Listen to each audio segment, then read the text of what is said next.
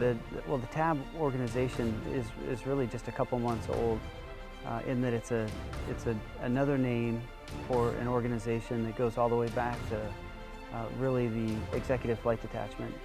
How the TAAB is organized now is a lot different than what it was originally started as when the airfield was first built. The airfield originally was built and the aviation assets were to support the Corps of Engineers. In the middle 1950s, the Secretary of State, Dulles, had a mission in mind. He wanted to move the Secretariat staff from the Washington, D.C. area up into what is now Camp David. Well, the Secretary looked around, his staff looked around to see who had helicopter aviation assets, and lo and behold, here is the 3rd, the 509th Transportation Companies right here on Davison Army Airfield. So they tasked them to perform that mission.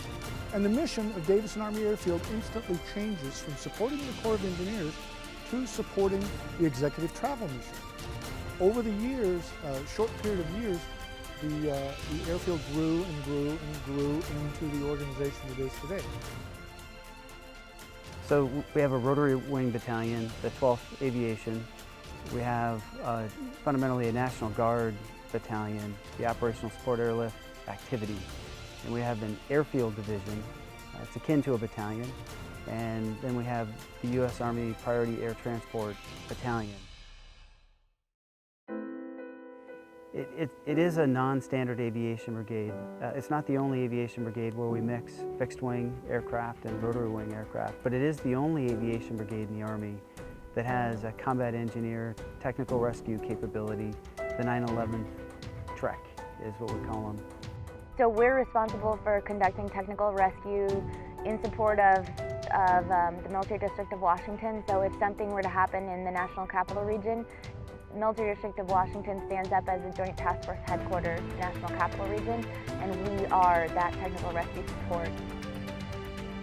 Our mission is for the worst case scenario. On the worst day, we're going to be called forward, and we're going to be called forward quickly. The MDW Engineer Company went to the Pentagon immediately after the terrorist attacks on September 11th, 2001. They were the first in, providing rescue capabilities, and they were the last out after all the remains had been recovered. Sometime after the 9/11 event, we made a decision to rename the MDW Engineer Company the 9/11 Trek in honor of 9/11 and their actions in the Pentagon on that day. We are privileged to be able to operate in the National Capital Region. Flying in between the memorials, especially on a clear day or like a partly cloudy day, is beautiful. Sun shining through, everything's bright white, people out looking around, springtime with the cherry blossoms going. You know, the best ride in town is coming up from Davison, flying along the river, nice and low, coming into the Pentagon. We have a unique mission, we have a unique set of assets, and we have a unique set of people. We were attracting the best and brightest in Army aviation. You know, the warrant officers, the crew chiefs, flight records people, and the staff.